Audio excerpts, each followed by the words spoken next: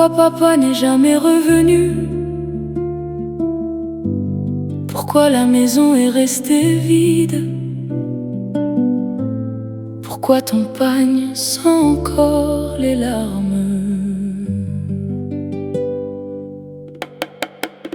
Cette nuit-là, j'avais peur du noir, mais le vrai monstre est venu nous voir. Ils ont cassé notre porte en criant, comme des hommes sans cœur ni sang. Papa dormait près du feu éteint.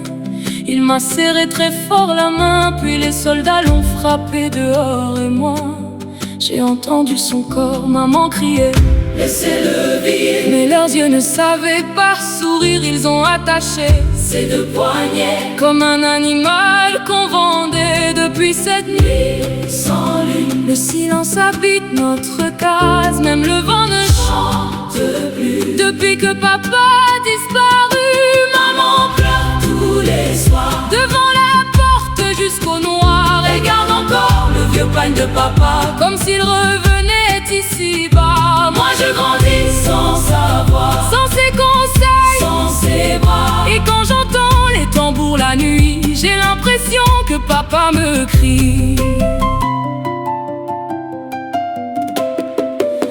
Ma petite sœur demandait souvent « Est-ce que papa revient demain ?» Mais maman tournait juste le regard pour cacher ses larmes dans le noir. La faim dormait dans notre maison comme un serpent sans pardon. On partageait un seul morceau pendant que d'autres prenaient notre or et notre eau. J'ai vu maman vendre ses bijoux pour nous garder encore debout. Mais la douleur mangeait son visage chaque jour un peu plus avec l'âge. Et un matin, je l'ai entendue pleurer seule derrière la case. Elle parlait à papa comme s'il était là. Elle disait « Pourquoi tu m'as laissé seule avec la souffrance ?» Et ce jour-là, même mon cœur d'enfant s'est cassé. Papa, si tu m'entends de là-haut, je suis devenu fort trop tôt. J'ai appris à sourire devant les gens, pendant qu'à l'intérieur je saigne lentement. Maman dort avec tes habits, comme pour retenir ta vie. Et moi chaque nuit je prie encore pour revoir ton visage avant ma mort.